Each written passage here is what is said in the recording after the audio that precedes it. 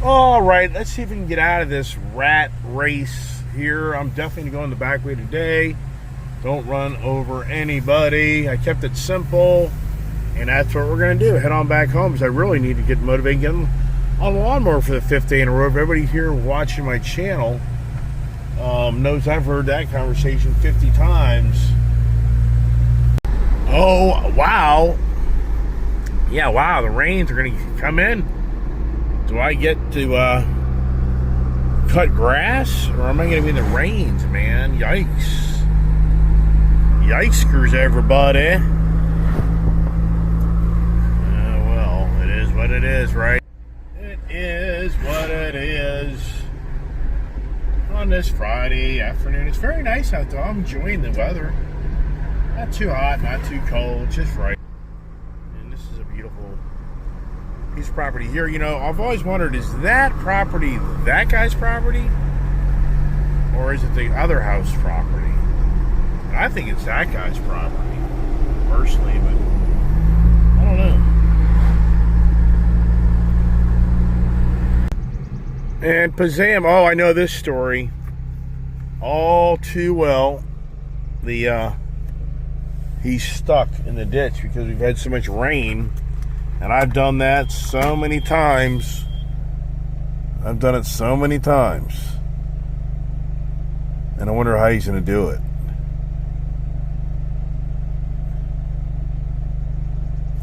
I'm going to go down there and see if I can help him. Because I know how to do that.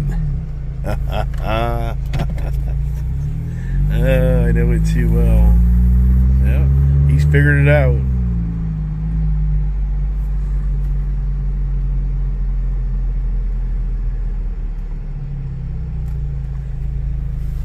Hey. You having fun? Oh yeah, damn belt broke. I could smell smoke and I'm going, what the hell happened? The belt to the drive train? Yep. So I lost power. Yeah, but I mean, it's driven by a belt, the drivetrain? Yep, it's got this and on the bottom in the middle underneath the tank. I never knew that. Yep. Wow, so I usually get stuck on. All right, well, I just saw my neighbors, so they're more up to date on this whole road thing here. I was trying to really weird how that played out.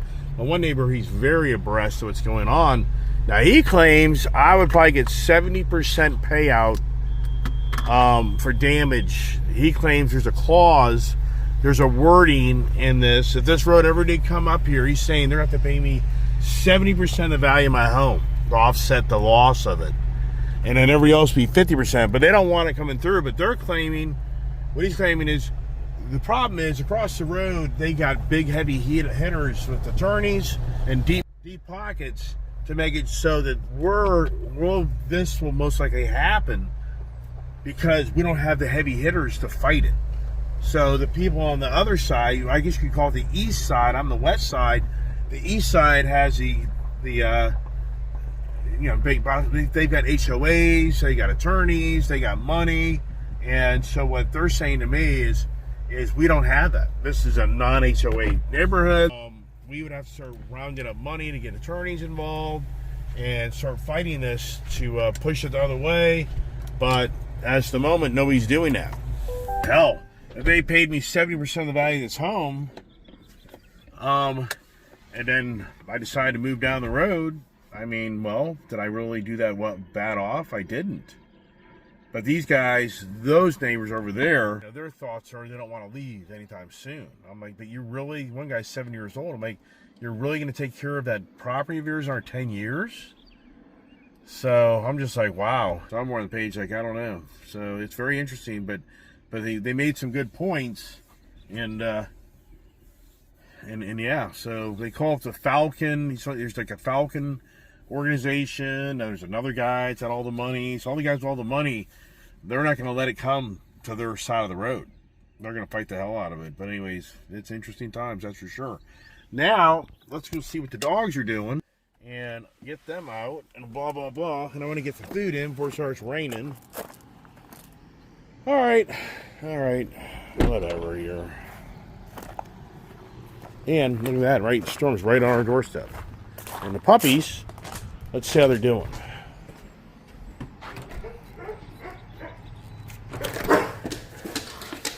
They seem to be doing well. Thank goodness. Nice and cool in here, too.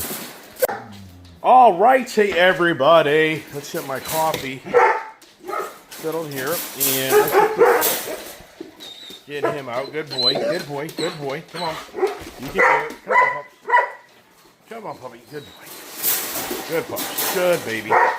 Good baby. Come on. That's it. Come on. Let's go outside. Come on. Come on, everybody. Come on. Let's go. Before the rains get in here. Yeah, the rains are right here. Thunderstorms. Let me get the food out. And that way, we're in good shape. So, it's a good thing I'm getting back in. My frickin' come on. I'm going to come in. I'm going to go out. Who's out here? Come on, pups.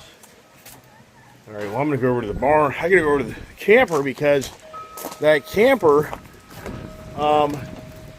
is going to get slammed.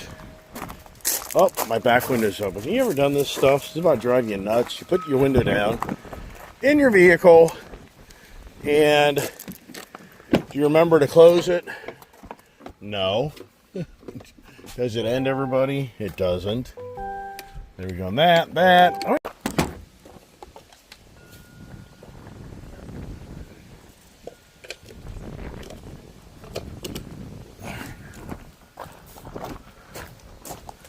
Watch out, pups.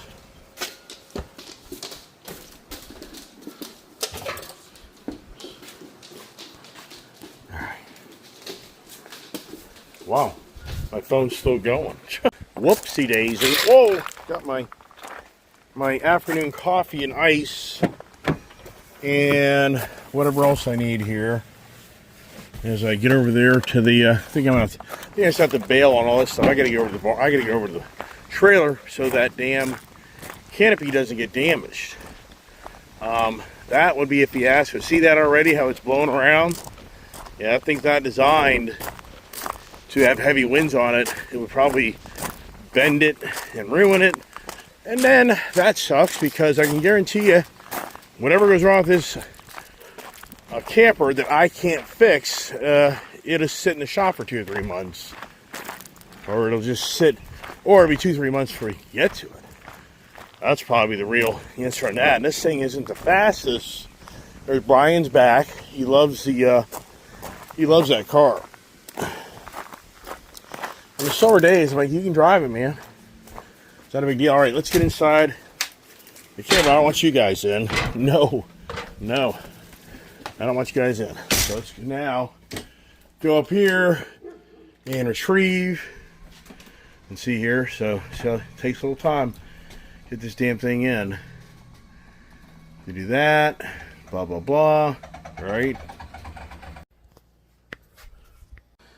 Meanwhile, I'm going to fix my afternoon coffee. I love my little Keurig. I use the hell out of this thing. You know, I bought some of these things over the years that I usually don't use them. And this one here, the camper isn't the tidiest things, but I don't care. That's what's so great with living in a camper. You can be sloppy and who cares. Right, but there it goes. It goes in. And, all right. All right, we got my iced coffee. Can we beat the storm, everybody? Watch out, pups. Can we beat the storm? Cold weather's here. The nice rain will clean off some of these cars for all the bird crap. Thank God the bird crap. I mean, the good news is the birds really have moved on. That's such a good-looking car, man. It's a shame. It's a shame I don't have these things in better protected environment. Who cares? Whatever. Come on, puppy! So the guys are in the back 40 already know that. Come on back! Thank God I got all the fencing locked down except for that one area over there. Watching my video last night, you saw how the dogs yet escaped yet another day. And I've got all the fans on. Hey, here's tennis. Oh my gosh. I'm missing. Oh, it's a semifinal. Okay, so it's not to the final. Would that be Sunday? Oh man, that guy there. He's up on Djokovic. Wow. Remember Djokovic arguing about getting the vaccine? You remember that? He didn't play in the U.S. Open years ago because he wouldn't get the vaccine, and U.S. Open wouldn't let him in. Remember all those things, everybody? Whose idea was that? You remember that? All right, now challenge is, where's the dogs? They're out here in the back 40, misbehaving. But yeah, if you look here, the bird crapping really has per se stopped. That's from the other day, not today. Thank God. I need to put the exhaust Yashimura. I have a Yashimura exhaust for this one. I should do that. You know, the only thing about me flying down is if I really had any brains. If I had any brains, I would trailer down some of my bikes. But you know, the thing is, I can just call the state police and do a VIN verification and do everything over the internet or do everything through the mail with the Florida and get those things tagged. But the whole real point was, hey, come on, puppies!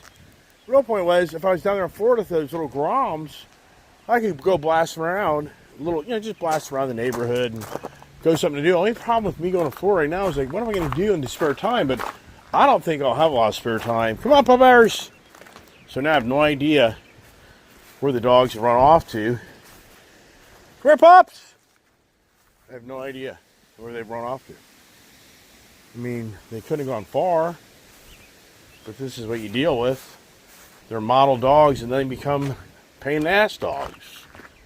So, come here, puppies! So this is a delightful Friday afternoon where the rains come in, cool things down. This really is actually enjoyable. And German Shepherds really aren't scared per se of them. Oh, there they are. Good puppies.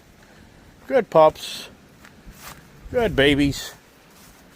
Yeah, so the German Shepherds aren't really as intimidated by these storms like these other guys. And for me, I need to close the front door, but I know if I go close the front door, all these guys are going to follow me over, and it'll be a chit show. So, whatever. But yeah, once again, you know, if I drove my truck and trailer down, I mean, here's the ball game. You know, for me, so many ways, I should just pack up this weekend and go down and see my dad and spend a week down there and spend more time with him and take some fun with me to ride a little bit. But it's a lot of work, everybody. It's a lot of work. And once you start trailering that trailer, your fuel economy goes out the window. And if you do have a blowout in a tire, you know, your whole day changes instantly. So I don't know. You know me, I'm always on the ventures. But I went down there. It's so hot. It is so hot down there that really the motorcycle riding time really isn't per se that enjoyable, really. It's so freaking hot. But I've done it. And but when I go to that type of adventure, it really does turn into the project and a lot of work. So,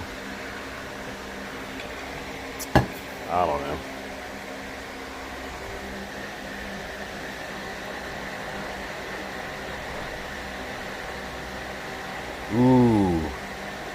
Ooh, he's gonna get it. Oh man, what a game. What a game. Out. Woo! What a game, everybody. That's a great game right there. All right, so I got the guys out front here. Good pups. So see here, you know, it's comforting here right now for me is the dogs, don't eat that, bud, is the dogs so far really are acclimating to the cages. How long did it take me to get to that point? And for the wife, she really should be able to come home that afternoon. And so here's the thing, which is really good for my wife. If I leave on Thursday morning, it's Thursday afternoon, Friday afternoon after work coming home. But then she has Saturday and Sunday to watch the dogs. And then Monday, I'll be back home midday. So it really only be 2 days out of my wife's work to have to deal with coming home and having the dogs cooped up for a good 6-7 hours. She's going to take some early leave to get home early, so that's a good thing. But the whole point is, it wouldn't then, for my wife, it's not as radical. Versus if I decide tomorrow morning to get out of bed and start packing up to leave Sunday morning, then it turns into Sunday night, Monday night, Tuesday night, Wednesday night, Thursday night, Friday, Friday. So then it turns into 5 days of a work week of being challenged to take care of these dogs after she gets home from work. But then it turns into me being gone. And then it turns into me being gone for like 8 or 10 days. Because driving, you lose a day. So I probably wouldn't come back till the following Monday or Tuesday. So then for her, that turns into a whole different ball game. So I don't know, man. Just thinking out loud, that's all. But now, the real cool weather has really started to set in. And these barn doors, you can't leave these barn doors open. If any violent storms, these barn doors would get damaged. And then that would be like a whole nother ball game that would be a problem for me. If these barn doors had damage, for me to, there's just another hardship on me. But pretty incredible on this road. It's pretty incredible. Think about this. Let's just say that this road thing really did happen in front of my house. Let's just say my one neighbor, who's a very knowledgeable, very astute individual, that was talking all this legal language, and he knows a lot about how this can be tackled and how it's really plays out. But he's claiming that he's saying they have to pay me 70% of the loss of value of my home, or 70% of the. Let's just say my house is valued $1 million. So you're telling me now they have to pay me $700,000, which to me I'm like, whoa, that would be my pray for a miracle. Because the reason to pray for a miracle is that means I can still live here. I can get this place paid off clear and free. I'll have money left over to go do other things.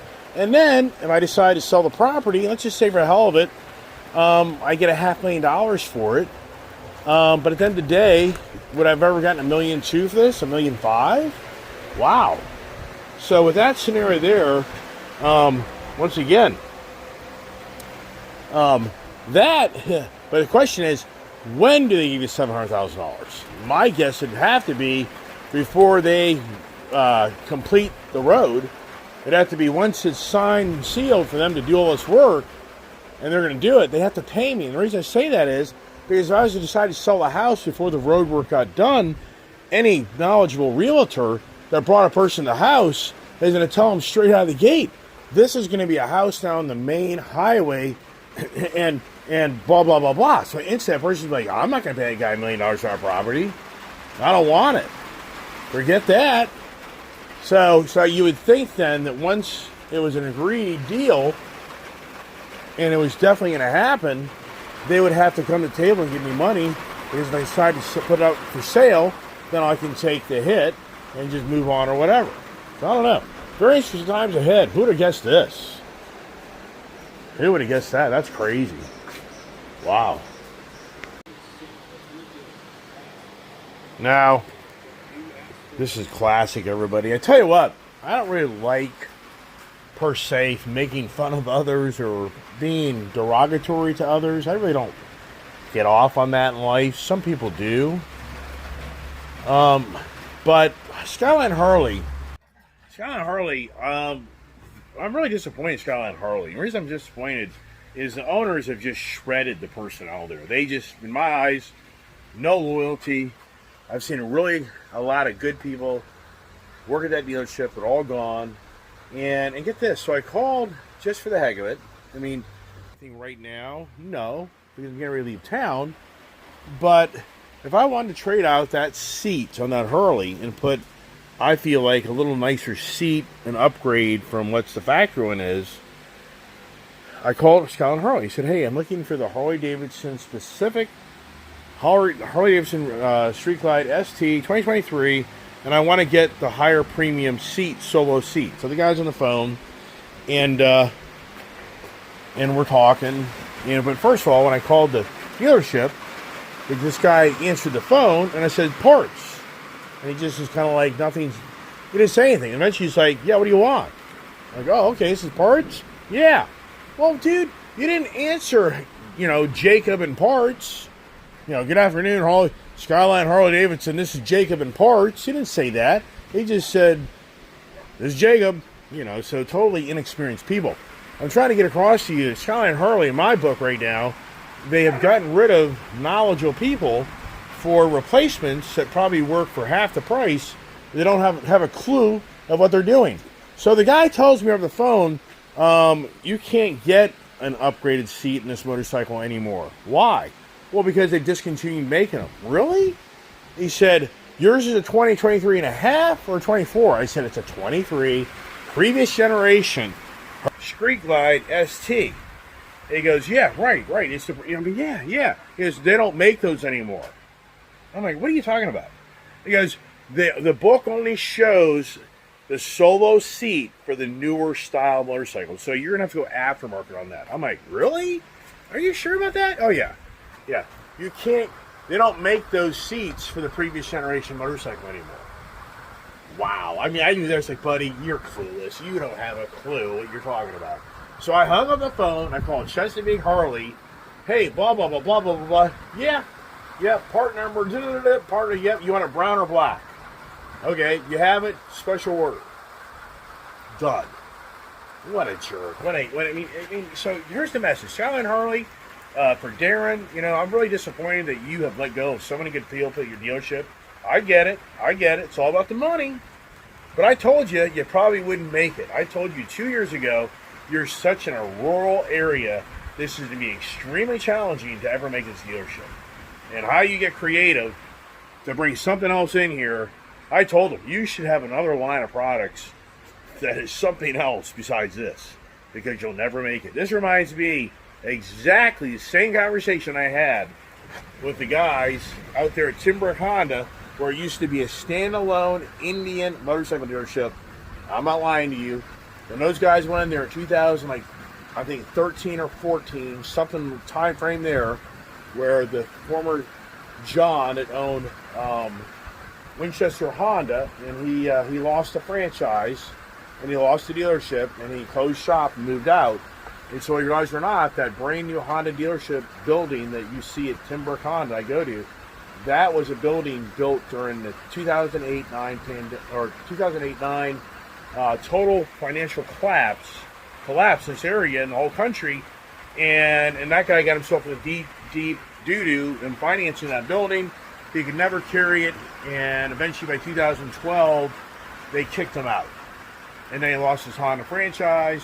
And then a guy got a wild hair up his ass in Ashburn, Virginia, that's a computer nerd, that he's going to open an Indian motorcycle dealership. And so he goes and buys out, I guess, the lease or whatever. He leases the building and for the bank, and he sets up an Indian dealership. And by 2015, I'm in that dealership, or 14, I'm telling the guy, you'll never make it. He's like, why? I said, you've got an off-brand product. You don't even have enough Indian motorcycles in this market to even satisfy your service department.